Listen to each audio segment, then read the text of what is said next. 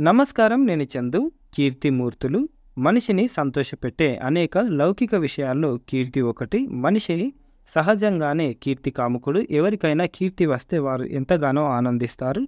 దాని నుంచి మరికొంత స్ఫూర్తిని పొందుతారు. కీర్తి స్వభావం అటువంటిది. మంచి పనులు చేసిన వారికి మంచి పేరు, తద్వారా కీర్తి ప్రతిష్టలు తప్పక దక్కుతాయి. మనం చేసే పనులను బట్టే కీర్తి ప్రతిష్టలు లభిస్తాయనేది సత్యం. గురు స్థానంలో ఉండి ప్రసిద్ధులైన ఎందరో ఋషులు మనకు కనిపిస్తారు.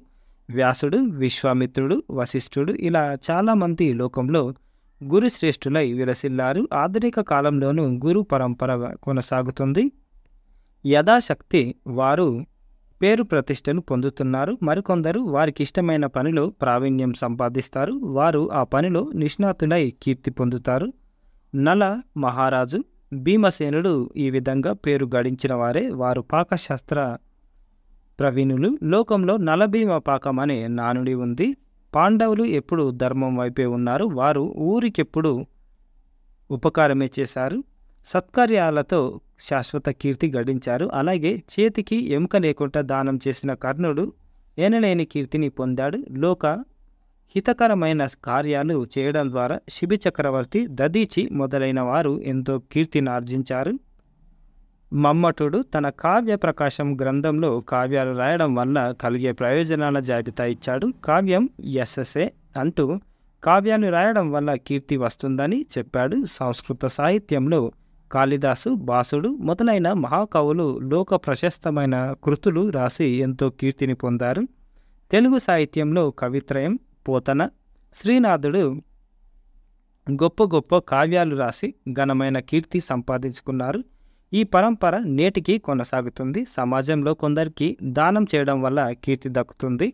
ఇంకొందరికి మంచి వ్యక్తిత్వం వల్ల పేరు ప్రఖ్యాతులు వస్తాయి. మరికొందరికి వారు చేసే సేవల ద్వారా కీర్తి ప్రతిష్టలు లభిస్తాయి. శ్రీమతి డొక్కా సీతమ్మ లాంటి వారికి అన్నదానం చేయడం వల్ల నిరుపమానమైన కీర్తి ప్రతిష్టలు లభించాయి. స్వామి వివేకానంద లాంటి వారు ఉన్నతమైన వ్యక్తిత్వం ద్వారా విశ్వవిఖ్యాత కీర్తి గడించారు. మదర్ తెరిసాకు ఆమె సేవల ద్వారా ఎనలేని పేరు ప్రఖ్యాతులు వచ్చాయి.